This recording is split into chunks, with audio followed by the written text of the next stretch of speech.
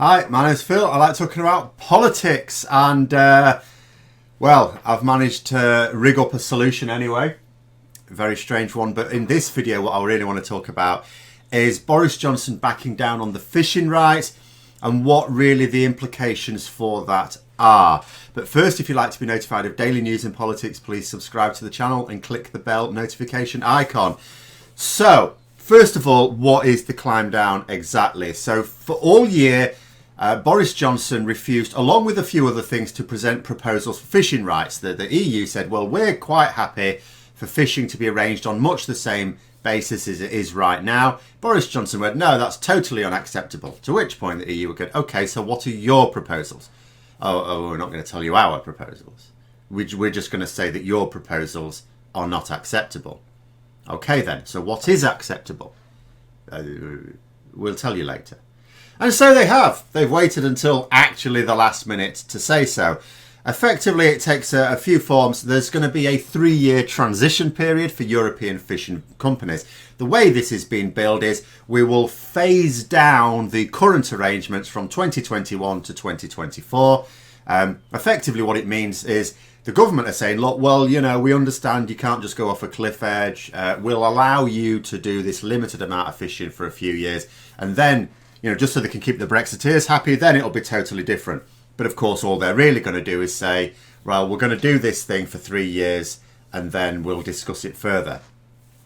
And there are reports, this is the key thing, of course. There are reports from the EU side that they now don't see fishing as a barrier. They're not saying, oh yeah, it's all falling into place now, we're going to get a deal. But they are saying, yeah, this isn't going to be the issue that scuppers a deal. So they're happy with this U-turn. And also, it's very strong evidence. I hesitate to say proof, but it's very, very strong evidence that Boris Johnson genuinely wants a deal after all. Because all through this year, it's like, well, this behaviour suggests he wants a deal. This behaviour suggests that he doesn't. Does he or doesn't he? We know that Boris Johnson doesn't really care about anything, so it was very difficult to judge based on his past political leanings, because he doesn't really have any. All he wants is power. So, but if Boris Johnson didn't want a deal, easiest thing in the world just to stick to his guns on this. Easiest thing in the world. Because it still allowed him to blame the EU's intransigence and all the rest of it back home to those who would listen to that nonsense. The fact that there's this proposal come up with, and because it's not just the fact they've come up with a proposal, they've come up with proposals for other things as well, and the EU have gone, no, we said no. This time the EU are going, this is more like it. Which again suggests that at the because this was always going to have to be the case. If Boris Johnson wanted to waste the whole year pretending that it was playing hardball, getting a deal right at the last minute, his proposals had to be ones that would be accepted by the EU. Because if he's going to leave it late in the day to present his proposals, there obviously can't be a lot of travel room on them because there isn't time for the travel room. Now, here's what the other thing about it, because there may be some going, oh, this isn't a climb down. So as I say, the one side of it, the EU are happy with this. The other side of it is that British fishing groups are not. They're eyeing it with deep suspicion. Now, I'm not really sure why they think after everything that they can have their cake and eat it. That is completely beyond me. Or more specifically, that they can catch their fish and sell them as well.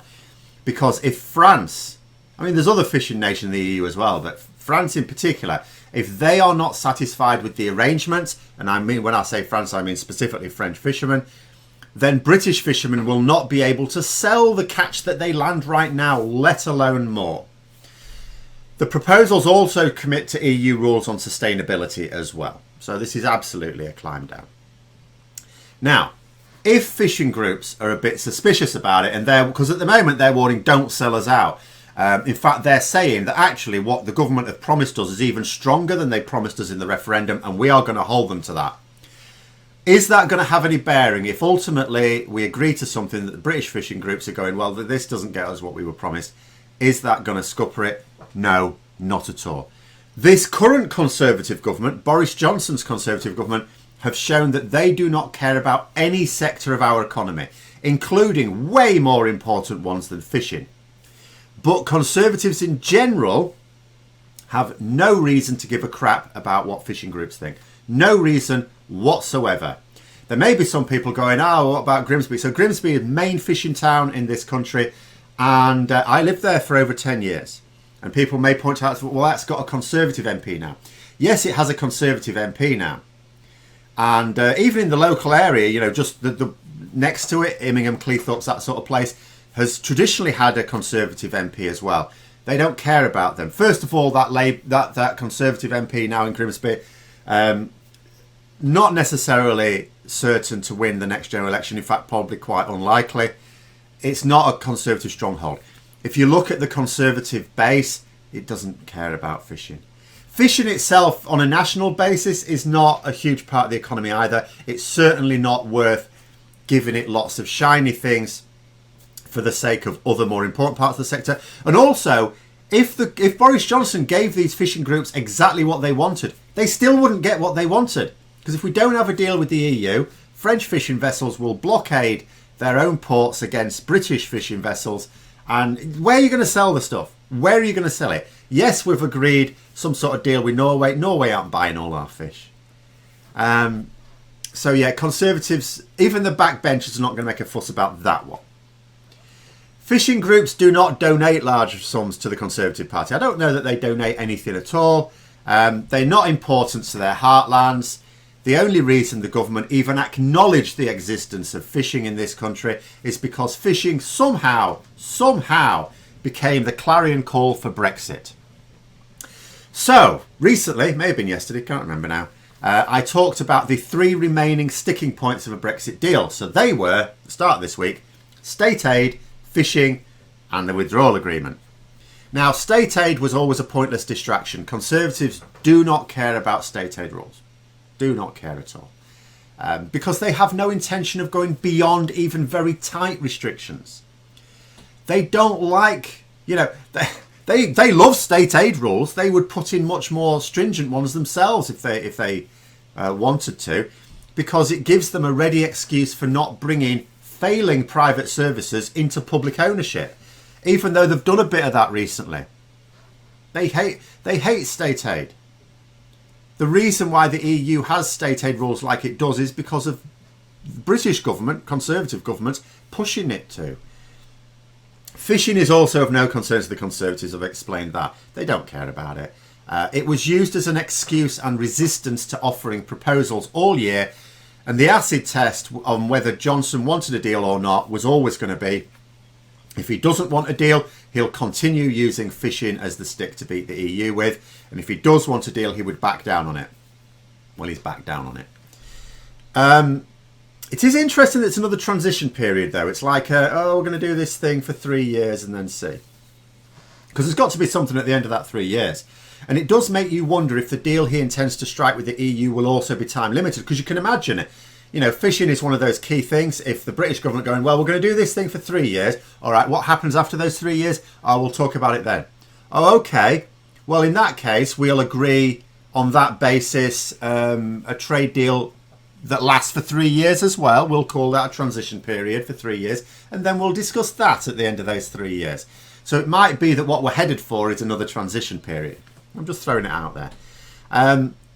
Then the third thing, of course, was the withdrawal agreement. Now, this was the sticking point. The law-breaking parts of the Internal Market Bill, which have now passed through the Commons, disgracefully, they've gone to the House of Lords, which Boris Johnson always called a negotiating strategy. It's not that he intended those offending parts. I mean, the whole bill is offensive to me, but to Conservatives, the offending parts of the bill. Now, if it is a negotiating strategy, it's obviously conceived by a moron. Unless, of course, it's not a negotiating strategy, but a political strategy. So what it could be is, obviously, if we get a free trade agreement, then the parts of the bill that put the Northern Ireland peace process in jeopardy are not needed anymore. Now, here's the thing, and this is where, again, this adds validity to it.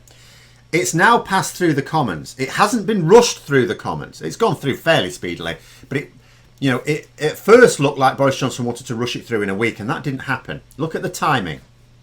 It's only now cleared the Commons. It now goes to the House of Lords. The House of Lords are never going to let this thing through as it is. Now, they have two options. They can block it completely, or what is possibly more likely is that they could remove the offending clauses and then send it back to the House of Commons saying, look, we've got rid of those law-breaking bits, you can do the rest of it, even though the rest of it is appalling. But you can do the rest of it. Now, here's the scenario. If Boris Johnson, by the time that happens, and that might take a week or more, by that happens, has agreed the free trade agreement, Boris Johnson could go, well, there's no need for that anymore. I will only use that to show the EU was serious. And he can say they backed down, they came to their senses because I showed how tough I was. And now I can remove them because we don't actually need them after all. And he can accept the Lord's amendment and get it through, and all the horrible bits to it, the other horrible bits to it, go through anyway. So it sounds to me like it was a political strategy for that reason. Again, time will tell. We will see. But that's how it's looking at the moment. But the point is that that third point wouldn't be a sticking point either. Because, like I said, if everything else is agreed, then he'll just say, well, I'll tell the Lords to remove those bits and I'm happy with it. And that's what will happen. Because the Lords will be doing that anyway. So what it looks like is Boris Johnson did want a deal, does want a deal, and thinks he can get a deal, and he just wanted to arrange it politically so that he brings it out at the last minute, just like last year, and all is well with the world. He doesn't care about Brexit philosophy, so he will agree to absolutely anything at this point, as long as he can sell it as a victory back home. Now, does that mean that a deal is absolutely inevitable now? No, because the real question, of course, is those hardline backbenchers. What will they think? Because there are some of those who genuinely want a no deal. Are they going to insist upon one? Because they still could.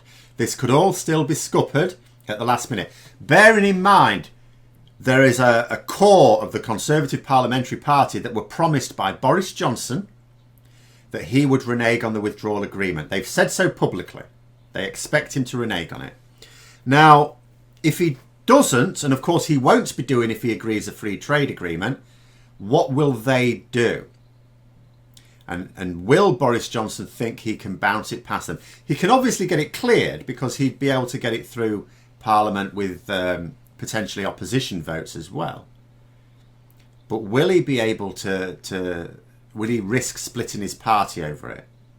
And will those backbenchers, hardline backbenchers, are they so determined to get a no deal that they would block this? That's the next chapter. What it looks like now is Boris Johnson, if he had the total power to agree or anything, will agree to whatever the EU want to get the deal, because he's now put in place everything he needs to sell it as a victory to the public. Now it's down to the backbenchers. But anyway, those are my thoughts. Let me know yours in the comments below. Hope you found the video interesting. If you did, don't forget to click the like button. If you'd like to support the channel further, please also click the Patreon link for details. And until next time, I'll see you later.